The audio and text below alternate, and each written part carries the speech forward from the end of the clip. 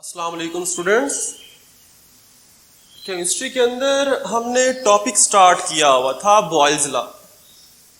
आज Boyle's law की हमने ग्राफिकल एक्सप्लेनेशन पढ़नी है। बॉयल्स लॉ वो सिंपल डेफिनेशन और हमने एक्सपेरिमेंट पढ़ा था जो आप मैट्रिक में भी पढ़ चुके हैं। अब वहां पर जो हमने कैलकुलेशन की थी उसके जरिए हमने नेक्स्ट पढ़ना होगा graphical explanation of the Boyle's law. Graph के जरिए एक्सप्लेन करना होगा बॉयल्स लॉ को। अब बॉयल्स लॉ को किस तरह ग्राफ के जरिए एक्सप्लेन करेंगे, इसके लिए अगर मैं प्रीवियस लेक्चर की बात करूं जिसमें हमने कुछ कैलकुलेशंस पढ़ी थी, वहां पर हमने कैलकुलेशंस क्या पढ़ी थी, हमने ये कहा था कि अगर सिलेंडर का प्रेशर होगा 2 atm तो उसका वॉल्यूम कितना होगा 1 डेसीमीटर क्यूब।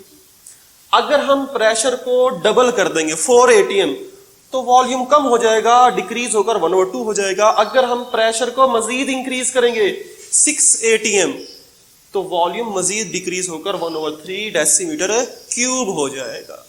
ये बात तो हमने प्रीवियस लेक्चर के एक्सपेरिमेंट के अंदर पढ़ी थी। अब इन वैल्यूज की बेस पर हमने ग्राफ ड्रा करने, ग्राफ बनाने।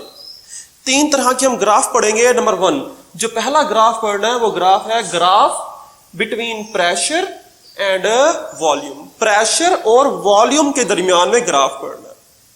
प्रेशर और वॉल्यूम के दरमियान ग्राफ, ये ग्राफ इसके ऊपर देखेंगे।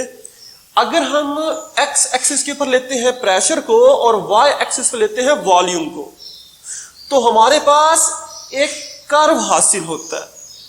ये कर्व किस तरह बन गया, ये कर्व एक्चुअली इन वैल्यूज के बेस से बनाया है मैंने।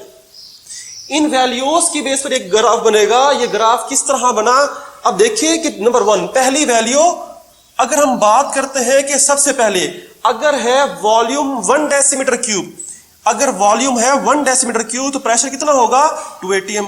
1 डेसीमीटर क्यूब ये रहा, और 2 प्रेशर कितना हो जाएगा, प्रेशर होगा 2 atm। जिसे यहां से मैच करेंगे और ये पहला डॉट आएगा, ये पहला बनाएगा।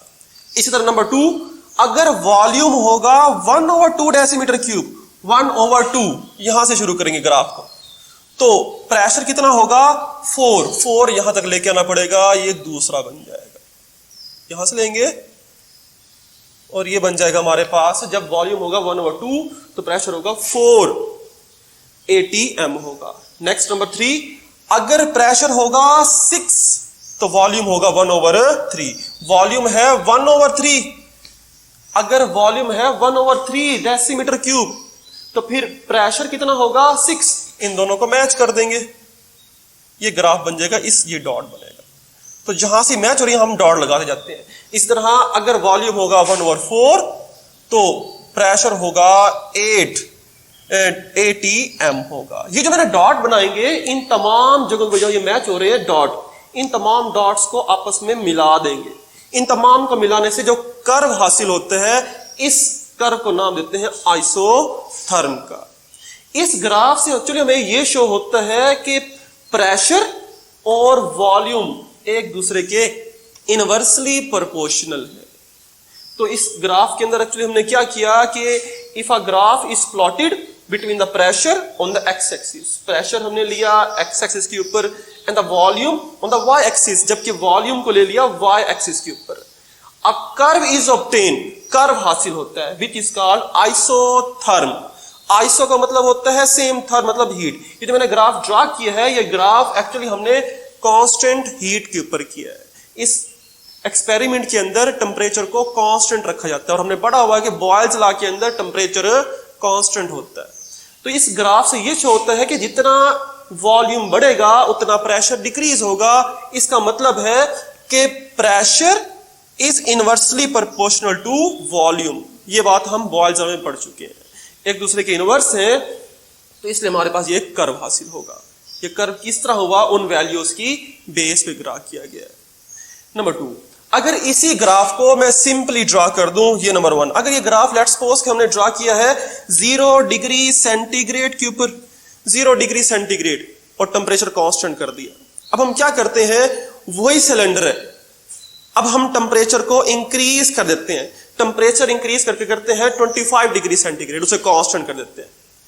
जब टेम्परेचर को इंक्रीज करेंगे temperature, effect of temperature, temperature जब इंक्रीज करेंगे, टेम्परेचर के इंक्रीज करने से वॉल्यूम भी इंक्रीज हो जाता है। जब टेम्परेचर इंक्रीज करेंगे तो वॉल्यूम भी क्या हो जाएगा, इंक्रीज होगा, जिसकी वजह से जो 25 डिग्री सेंटीग्रेड का जो ग्राफ होगा वो वॉल्यूम और प्रेशर एक्सिस से अवे थोड़ा दूर हासिल होगा वो भी कर्व, लेकिन उसकी पोजीशन चेंज होगी। पोजीशन चेंज क्यों हो गई, क्योंकि टेम्परेचर बढ़ा दिया और टेम्परेचर वॉल्यूम के डायरेक्ट होता है। टेम्परेचर बढ़ेगा तो वॉल्यूम बढ़ेगा, जिसकी वजह से पोजीशन कैसे चेंज हो जाएगी। तो यहां लिखा हुआ है कि when temperature increase volume also increase and the isotherm move away from the both axis. तो क्या हो जाएगा, जो आइसोथर्म ग्राफ है, कर्व है, वो पोजीशन में चेंज हो जाएगा। तो पहला कर्व 0 डिग्री सेंटीग्रेड और कांस्टेंट था, दूसरा ग्राफ, दूसरा हमारा होगा 25 डिग्री सेंटीग्रेड और ये भी कांस्टेंट होगा। पोजीशन चेंज क्यों हुई, क्योंकि टेम्परेचर के चेंज करने से वॉल्यूम चेंज होता है। तो ये पहला हो गया कि प्रेशर और वॉल्यूम के दरमियान में ग्राफ। नंबर 2, अगर हम नंबर 2 दूसरा ग्राफ की बात करें कि अगर ग्राफ ड्रा करते हैं, graph between pressure and 1/v, pressure and 1/v, तो यहां पर क्या होगा कि if a graph is plotted between the 1/v on the X axis and the pressure on the y axis, a straight line is obtained।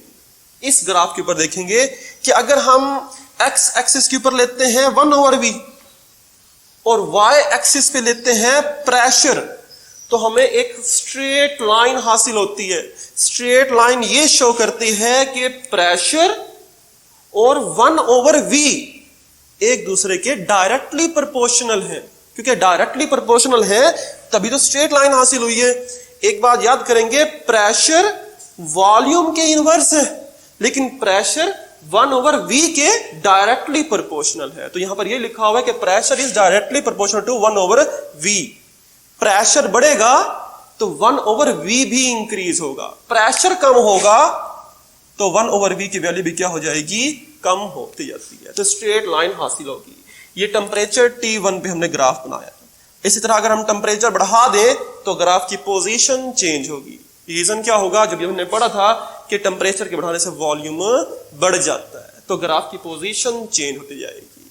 तो T1 और T2 दो graph draw किए जाएंगे। प्रेशर जो है वो 1/v के इनवर्स होगा। अगर हम बात करते हैं इस बेस पॉइंट की, इस बेस पॉइंट पे क्या होगा, यहां पर इस पॉइंट के ऊपर प्रेशर की वैल्यू क्या होगी, इस पर हमारे पास क्या होगा, लेस प्रेशर, प्रेशर की वैल्यू कम होगी, प्रेशर कम होगा। इसी तरह यहां पर लेस वैल्यू होगी, लेस 1/v, क्योंकि प्रेशर कम होगा तो 1/v की वैल्यू भी कम होती जाएगी। लेकिन अगर यहां पर मैं बात करता हूं, बट यहां पर क्या होगा, greater value of v, volume की वैल्यू ज्यादा होगी। 1/v कम है तो v क्या होगा, ज्यादा होगा। इस पॉइंट के ऊपर प्रेशर कम है, 1/v भी कम है, लेकिन v की वैल्यू क्या होगी, ज्यादा। अगर यहां पर 1/v होगा 0 तो v की वैल्यू मैक्सिमम इंफिनिटी बढ़ जाएगी, बहुत ज्यादा। इनवर्स का बनेगा प्रेशर और 1/v को आपको माइंड में रखना होगा, दोनों आपस में डायरेक्टली प्रोपोर्शनल होंगे। इनके साइन याद करेंगे। लास्ट नंबर 3, तीसरा जो ग्राफ है वो तीसरा ग्राफ हम ड्रा करते हैं, graph between pressure and PV. PV actually हमने पढ़ा हुआ है, पीवी किसके बराबर होता है, पीवी इज इक्वल टू के कांस्टेंट। प्रेशर ले, प्रेशर ये ग्राफ देखेंगे, प्रेशर लेंगे ऑन एक्स एक्सिस, जबकि पीवी इज इक्वल टू के कांस्टेंट होता है वो लेंगे हमारे पास वाई एक्सिस के ऊपर। ये ग्राफ कैसे ड्रा होगा, ये ग्राफ भी ड्रा करते हैं उन वैल्यूज की बेस पर। अच्छा, उन वैल्यूज में से हम प्रेशर की वैल्यू तो ले लेंगे, पीवी की वैल्यू कैलकुलेट कर लेते हैं पहले। एक्चुअली यहां पर क्या होगा, ये हमारे पास प्रेशर की वैल्यू है, वॉल्यूम की वैल्यू। तो यहां पर अगर हम पीवी की वैल्यू निकालें, पीवी किसके बराबर आएगा, पी को वी से मल्टीप्लाई कर देंगे, P1 को V1 से, तो ये बन जाएगा हमारे पास 2 को 1 से मल्टीप्लाई करेंगे, आंसर आ जाएगा 2। सेम यहां पर भी इस तरह होगा, पीवी किसके बराबर आ जाएगा, 2 के बराबर। ये भी किसके बराबर आएगा, 2 के। ये वही कैलकुलेशन है जो हम पहले पढ़ चुके हैं। पीवी 2 के बराबर आता है। अब ग्राफ किसके दरमियान ड्रा करना है, ग्राफ ड्रा करना है पीवी और प्रेशर के दरमियान। अब यहां से वैल्यूज देखें और यहां पर ग्राफ ड्रा करते हैं। पहला देखें, नंबर 1, पहले बात करते हैं प्रेशर की। अगर हमारे पास प्रेशर है 2 atm, ये प्रेशर है 2 atm। तो फिर हमारे पास पीवी की वैल्यू कितनी होगी, पीवी की वैल्यू भी 2 ही होती है, तो यह हमारे पास एक डॉट यहां पर आएगा। इसी तरह अगर हमारे पास प्रेशर, अगर हम प्रेशर कर देते हैं 4 atm, तो पीवी की वैल्यू कितनी आएगी, तब भी वैल्यू कितनी आएगी, 2 ही आती है, 4 तो वैल्यू 2 ही आएगी, तो एक डॉट लगा देंगे यहां पर। सेम इसी तरह अगर प्रेशर कर देते हैं हम 6, तो पीवी का आंसर तब भी 2 ही आएगा, तो ये हमारे पास 6 आंसर 2 ही आएगा, तो एक डॉट आएगा यहां पर।